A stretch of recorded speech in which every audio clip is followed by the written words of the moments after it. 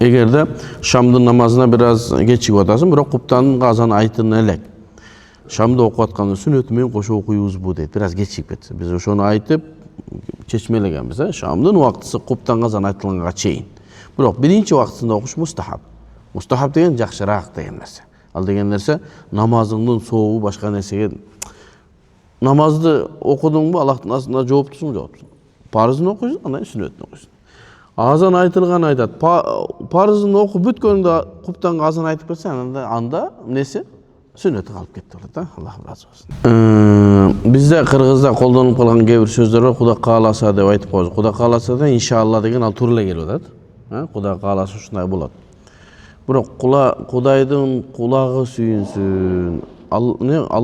Алланын тили бир нерсесинде болсо, пенденин бир нерсесинде болот деген дагы бар. Эмне? Кандай эле ошо?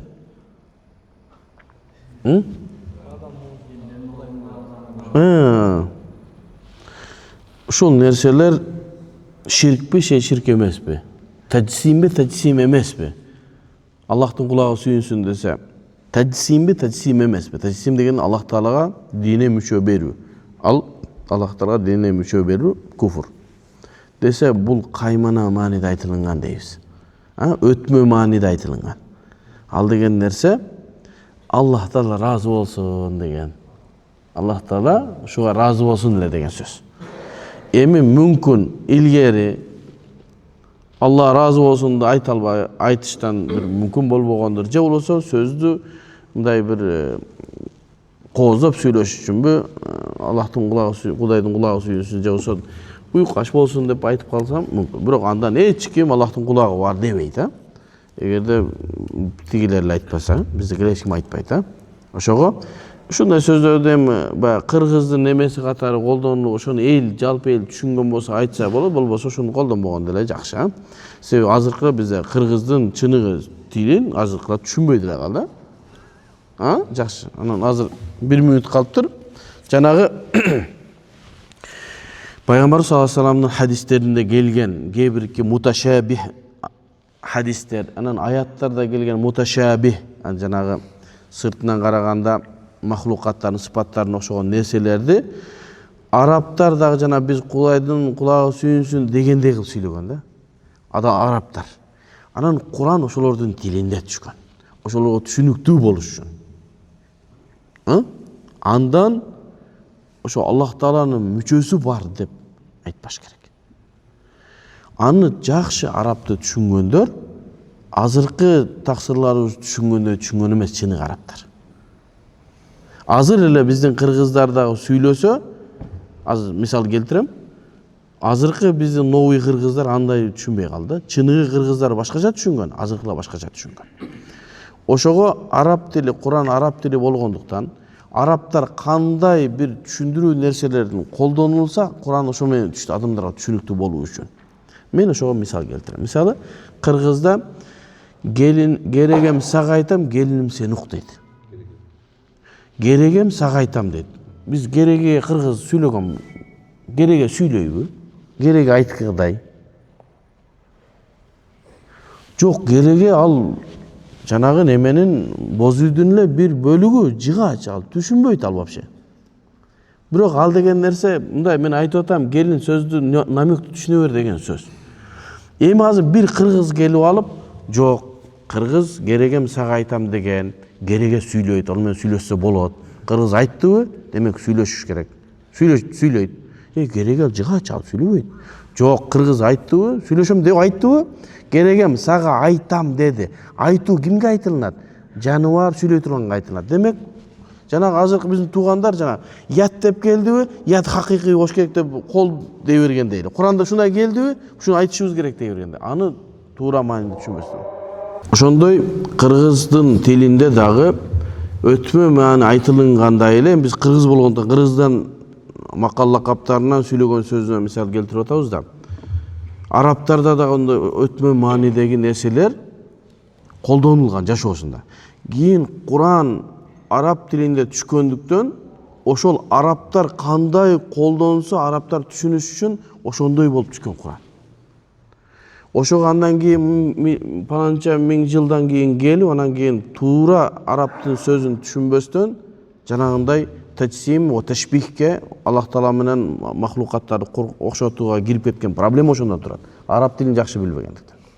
Кандай эле ошону мен кыргызчасын түшүндүрүп коеюн, жанагы азыркыларды арабтардыкынан өзгөрүп түшүнүп аласыңар. Кыргыз айтат да, кеңешип кескен бармак оорубайт дейт. Бул кыргыздын мындай бир баалуу сөзү да, чоң жыйындарда айтылына турган, аттуу баштуу инсандар айтыла турган сөз да, мындай оюн балдар пара тээп атып же чике ойноп атып айтыла турган сөз эмес. Баалуу инсандар, каадалуу аш тойлордо бийлер сүйлөй турган сөз. Кеңешип кескен бармак оорубайт. Кыргыз ушинтип колдонгон. Ал деген нерсе бир ишти кеңешип туруп кыла турган болсоң, туура болот же туурага жакыныраак болот деген сөз. Кеңешип кескен бармак оорубайт деген анан биздин кийин анан бир кыргыздар келип айтат да, кеңешип туруп таксырлар, кеңештик. Мен кыркып атам азыр, мен бычакты алдым. Ушуну кессем точно оорубайт дейт. Ооруйт буну кырсаң, бул кан, бул эт, сөк, бычак, курч, аны кессең, кеңешмектен бале болсоң деле ооруйт десең жок дейт. Кыргыз айттыбы, оорубайт деп, оорубайт эчким. Жок, өтмө мааниде айткан десең, жок, сен кыргыздын сөзүн бузуп атасыңар силер. Кыргыз кессең оорубайт дедиби, биз ушул ойдон алышыбыз керек дейт. Жанагы таксырлар Куранды, хадисти түшүнгөндө куд ушундай түшүнүп атат да. Аллах Таала ят дедиби, болду, ят дейбиз биз. Жок, кудрат деген мааниде келген десең, жок, ят деп атат, болду, кол деп атат, кол дейбиз биз. Ошон үчүн кече бир видеодон угуп калдым, Димашкия деген ошол адашкан киши бар. Ошо айтат, мен силерге айтайынбы дейт. Аллах Таала менин мүчөм бар дедиби, биз дейбиз дейт. Уже ятты колду мүчө дегенге өтүп атат. Мүчөдү, уду деген сөздү колдонуп атат. Аллах Таала менин мүчөм бар деп айттыбы Куранда, биз айтабыз ошону дейт. Аллах Таала менин мүчөм бар деп айткан жок да Куранда. Ядуллаху фаука айдихим. Аллах Тааланын колу силердин колуңардын үстүндө деди. Ал деген нерсени, Аллах Тааланын нусраты, жардамы силерге келет деген сөз. Кандай эле кеңешип кескен бармак оорубайт дегендей. Керегем сага айтам, келиним сен ук деген нерсе. Мисалы үчүн дагы бир макал бар, көзүм көрбөсө көтүм бөөрү жесин дейт. Эми бир кыргыз келип алып, жок, көзүм көрбөсө аркаман бөөрү жесе точно оорубайт, жей берет, бөөрү дебеш керек да. Ал деген нерсе мен өзүм эле көрбөйүн, кийинки иш эмне болсо ошо болсун деген түшүнүк кыргыздык.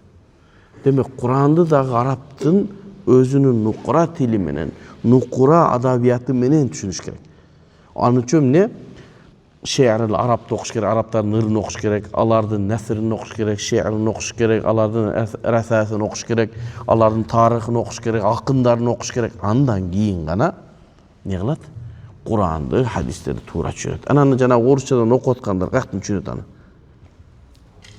Мисалы үчүн бир япон келип калса да, япондор келип сүйлөшүп аткан. Менин атым Нито деп бир кыз сүйлөп атырга, Көтөни дейби, бир нерсе экен аты. Менин атым кыргыздарда Нито экен деп айтып. Ошолор китепти алып окуса, керегем сага айтам, келиним сен ук деп вообще түшүнбөйт аларчы. Ал үчүн кыргыз менен жашаш керек 20-30 жыл. Тоодо жашаш керек, ошону колдонгон адамдар менен жашаса анан түшүнөт. Ошондой эле Куранда, хадисте келген маселелер кээде өтмө мааниде кооздук үчүн, балага үчүн колдонулган, аны сен түз болуп торпоктой болуп албаш керек. Ва саллаллаху таала хайра халк Мухаммад ва аля али ва сахаба ажмаин. Амин. Аллах Таала алган илимдерибизди, берген илимдерибизди пайдалуу илимдерден кылгын. Аллахым адашуудан, кыйшык кетүүдөн Аллахым өзүң асырагын. Элибизге, жерибизге тынчтык, аманчылык бергин. Кол көтөргөн ар бир инсандын жүрөгүндө жакшы ниет, тилектерин өзүң кабыл кылгын. Аллахым жаман ниеттерин Аллахым өзүң асырап, эки дүйнөнүн бактылуулугун берсин. Бисмиллахи